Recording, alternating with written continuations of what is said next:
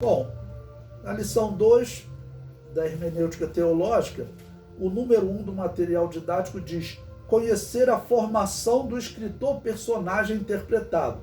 Então eu coloquei alguns exemplos aí. Moisés como um legislador, né? Algumas pessoas, por exemplo, reclamam, até não crentes, às vezes, de uma lei tão dura. Naquela época que ele estava vivendo, um legislador tinha que ser assim, ok? A própria lei que Deus determinou da pena de morte, eu, por exemplo, não concordo que aplique a pena de morte hoje.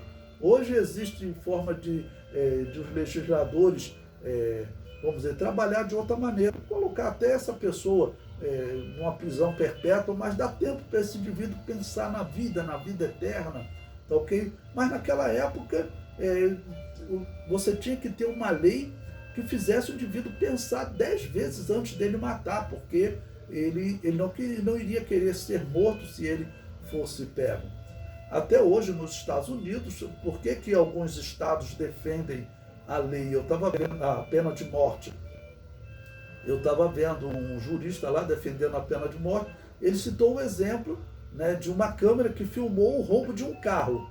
O indivíduo veio com a arma para roubar o carro. A mulher, vamos dizer, abriu a porta, se jogou em cima dele, ficou tipo lutando com ele, o indivíduo com a arma.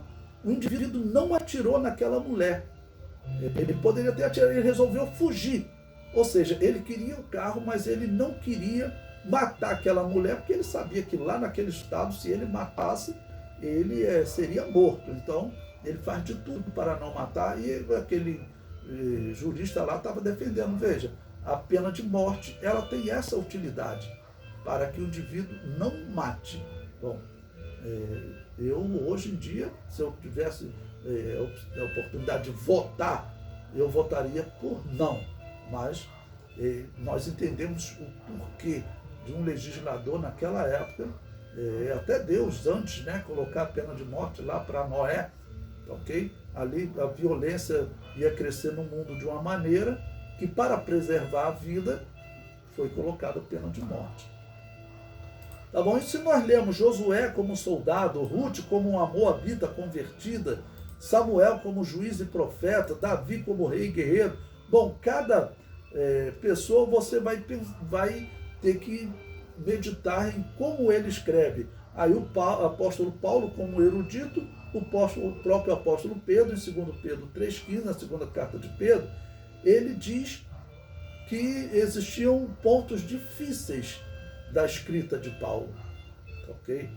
Então, o erudito também, ele tem que se preocupar com isso, ok? Ele usar também termos, já que nós convivemos com pessoas muito simples, então sempre falar coisas que procure, que vai atingir a todos, o mais elementar possível.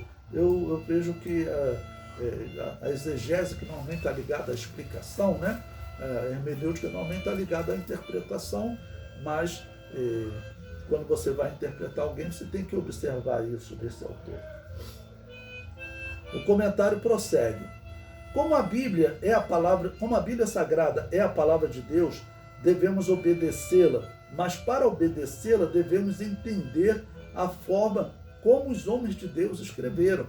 Por isso eu citei exemplos das seitas, ok? O que nós mais temos hoje no mundo é seitas. E no tópico anterior nós até debatemos a questão do apóstolo, do termo apóstolo, né, como uma descrição de um cargo, ou o termo apóstolo como a descrição de uma função, aquele que é comissionado.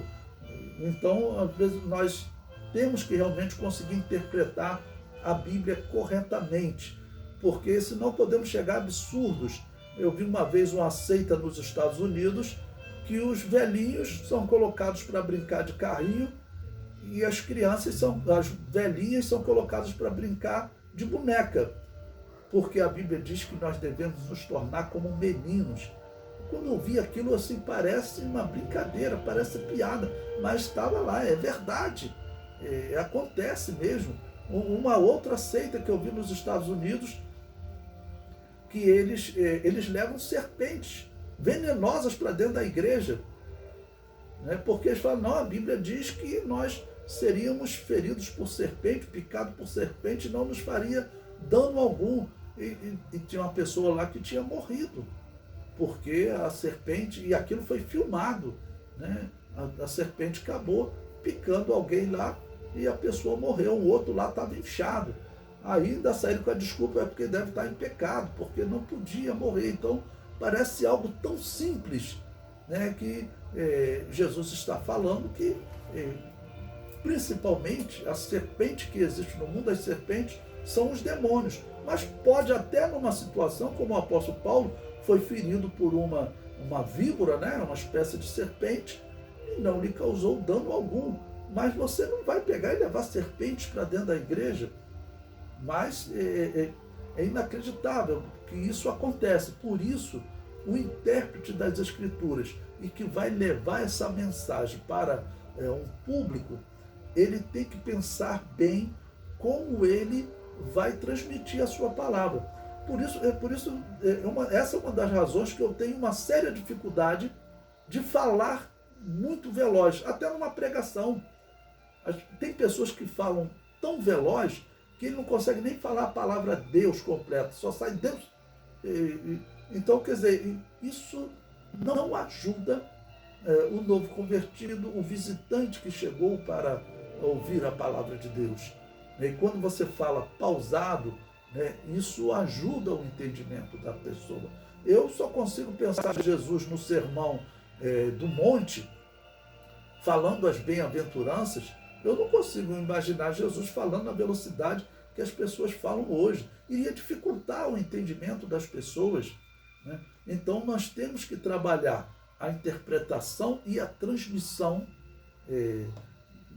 de maneira especial, pensando que a pessoa que está do outro lado, ela precisa entender. E pode ser alguém bem simples. O comentário prossegue. A melhor maneira de entender um texto é recorrer ao seu autor. Mas se não temos acesso ao autor, devemos buscar informações sobre sua vida, sua formação, para nos auxiliar nessa interpretação. Bom, e às vezes isso é usado até de maneira errada, né? Uma vez eu estava em um diálogo com uma pessoa sobre a prática das igrejas reformadas, que tanto Lutero, quanto Calvino, quanto Zwingli, os três grandes reformadores, todos eles mataram, defenderam a morte ou perseguiram, principalmente, vamos dizer, colocar cristãos que não aceitavam o batismo infantil. E a pessoa usou o seguinte argumento: Levi, é aquela questão da hermenêutica, a época deles era assim. Eu falei assim, não, peraí. Existem questões de época que você não vai aplicar. Para a igreja cristã, nenhuma época você vai defender a morte. O cristão não mata. O cristão, em qualquer momento, ele não mata. Ele não defende a morte, ele defende a vida.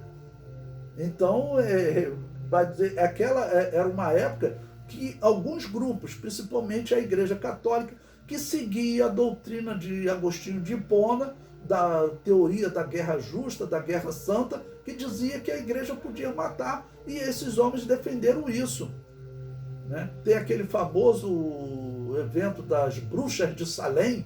Procure saber quem foi que matou aquelas mulheres, aquelas supostas bruxas.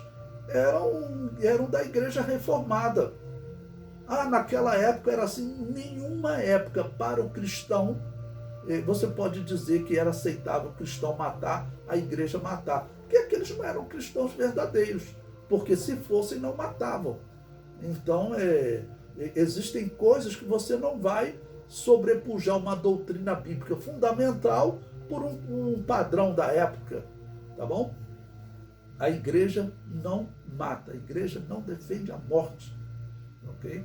E aí, naquela época, a igreja católica matava, os ingleses matavam, e a igreja cristã também vai matar? Não, a igreja não segue essa influência.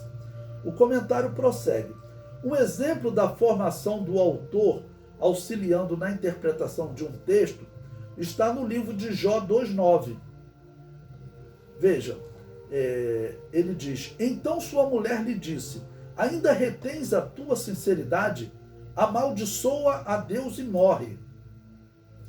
A dúvida do texto surge porque no termo hebraico Barak ser traduzido por amaldiçoar, amaldiçoa, quando o seu significado etimológico é abençoar. Preste atenção nisso daqui, porque eu já vi pessoas defendendo no púlpito que existe um erro de tradução e que a mulher de Jó não disse para Jó amaldiçoar, que ela teria dito para Jó abençoar, porque o termo hebraico Barak significa isso, abençoa. Mas presta atenção no significado, a gente estudando a época. Eu vou ler de novo esse parágrafo aqui que eu li. Olha, a dúvida do texto surge no porquê do termo hebraico Barak, que aparece no original hebraico. Se você estudar hebraico, você vai ver que em Jó 2,9 está escrito Barak. Esse termo, qual o significado de Barak? É abençoa, abençoar. Então, por que Barak ser traduzido por amaldiçoar em nossas Bíblias, quando o seu significado etimológico é abençoar? Bom, vai a explicação. Isso levou alguns a afirmarem que a mulher de Jó fora injustiçada na história, atribuindo uma maldição às palavras que ela dirigiu a Deus, quando, na verdade, seria uma bênção. Ela teria dito para Jó abençoar Deus e morrer. Mas prossiga na leitura.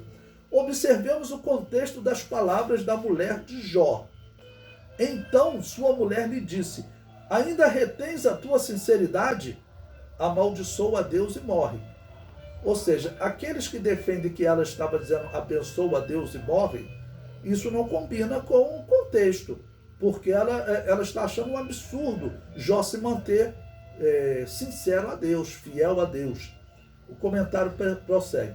Pelo contexto, vemos que ela considerava absurda a possibilidade de Jó manter a sinceridade a Deus. Logo, não tem sentido ela dizer abençoa a Deus e morre. Na verdade, essa frase não teria sentido, ainda que ela considerasse bom manter a sinceridade a Deus na adversidade.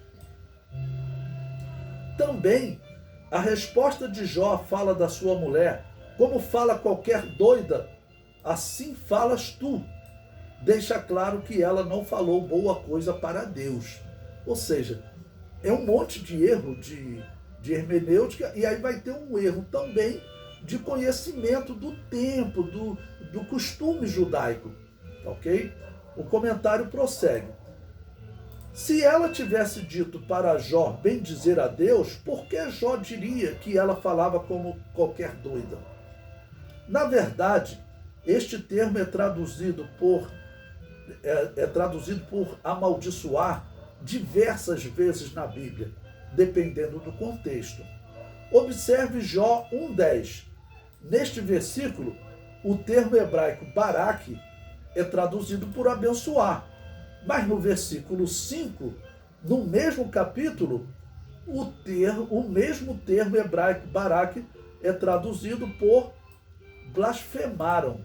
Então vamos ler Jó capítulo 1, versículo 10, e vamos ler o versículo 5 também. Então veja, Jó capítulo 1, versículo 10 nos diz: porventura não cercaste tu de bens a ele e a sua casa e a tudo quanto tem? A obra de suas mãos abençoaste, e o seu gado está aumentado na terra. Então abençoastes aqui, se você for ler no hebraico, está lá o termo Barak, tá ok? Já no versículo 5, o mesmo termo Barak, ok? Já vai ser traduzido por amaldiçoar. Sucedeu, pois, que tendo decorrido o turno de dia de seus banquetes, enviava a Jó e os sacrificava, e levantava de madrugada e oferecia holocausto segundo o nome de todos eles, porque dizia Jó: porventura pecaram meus filhos e blasfemaram de Deus no seu coração. Assim o fazia Jó continuamente. Bom, por que a palavra, o termo Barak, foi traduzido aqui por blasfemar, tá ok? Bom, vamos continuar na leitura. Não teria sentido Jó oferecer holocausto dizendo: porventura pecaram meus filhos e abençoaram a Deus. O contexto indica que eles tiveram uma atitude errada para com Deus, ou poderiam ter tido uma atitude errada para com Deus, ok? Outro exemplo de tradução do termo Baraque como maldição ou blasfêmia está em 1 Reis 21, versículos 10 e 13. Diz lá: e ponde defronte dele 2 homens, filhos de Belial, que testemunhem contra ele, dizendo: blasfemaste contra Deus e contra o rei. Nabote blasfemou contra Deus e contra o rei. E o levaram para fora da cidade e o apedrejaram com pedras e morreu.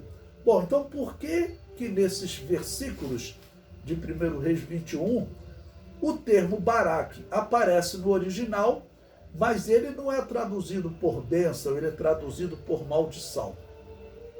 O comentário prossegue. O termo blasfemaste ou blasfemou, grifados acima, é tradução do hebraico Baraque. Berash Navot Elohim. É traduzido por blasfemou Nabote contra Deus. Não teria sentido Nabote ser apedrejado por ter abençoado a Deus, por ter dito palavras que exaltassem a Deus. É claro que necessitamos de um esclarecimento do porquê os israelitas, em alguns momentos, escreviam o termo Baraque, que significa bênção, em substituição ao termo Calal, que significa maldição. Essa era uma prática dos israelitas.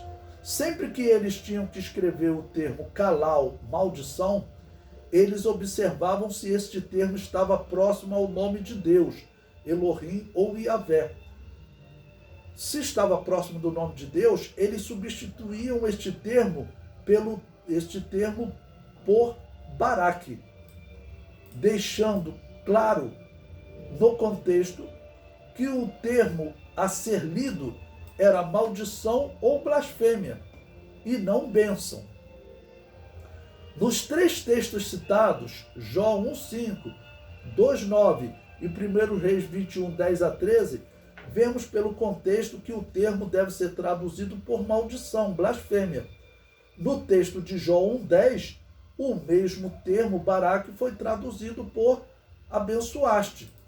Porque o texto pedia, porque o contexto pedia.